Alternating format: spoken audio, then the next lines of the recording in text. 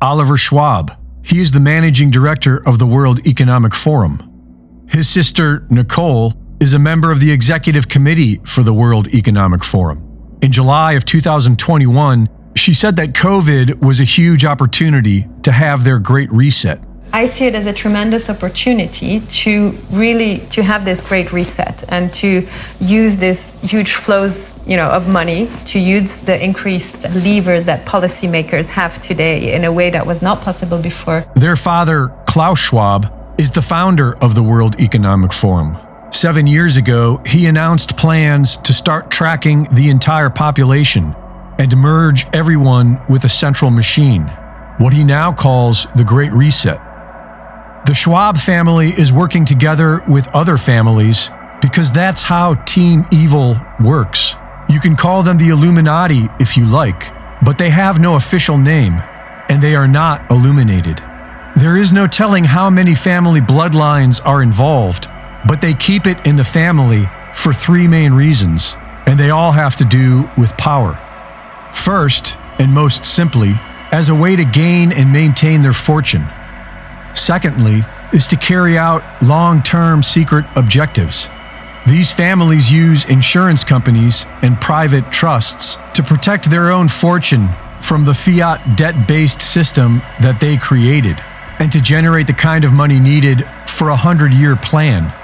The older generation outlawed natural medicine, introduced petrochemical pharmaceutical drugs, and polluted the environment. And now the younger generation is here to fix it with their totalitarian Great Reset.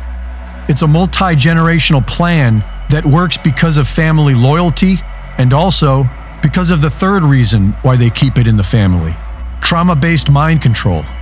Most victims of the CIA's trauma-based mind control program, MK-Ultra, have come from families with a history of child abuse, because multi-generational child abuse makes a child more susceptible to mind control.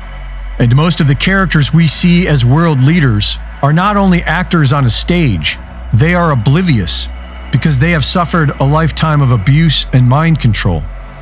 The overwhelming majority of people on Team Evil are not all in on it. They simply do as they are told. They follow orders and they don't ask questions.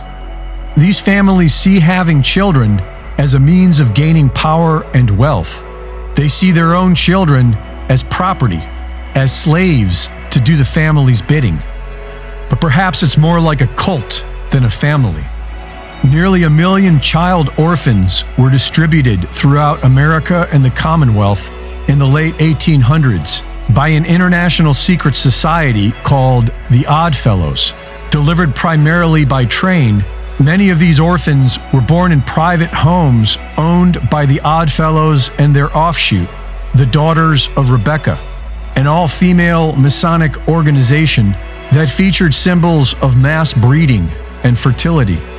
Philip Eugene de Rothschild says that the Rothschild family alone has produced over 100,000 children in these secret breeding programs. Most of the US presidents during this time were Freemasons.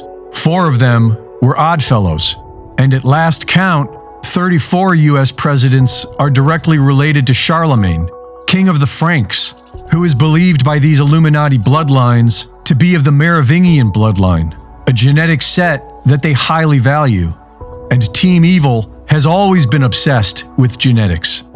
So it really isn't that strange to point out the similarities between Justin Trudeau and Fidel Castro, Angela Merkel and Adolf Hitler's mother, Barbara Bush and Aleister Crowley, or even Obama and Akhenaten. The only way these families and their abused mind control minions are able to control the rest of us is by dividing us. And if we the people could change that, then we could change everything. Reporting for InfoWars, this is Greg Reese.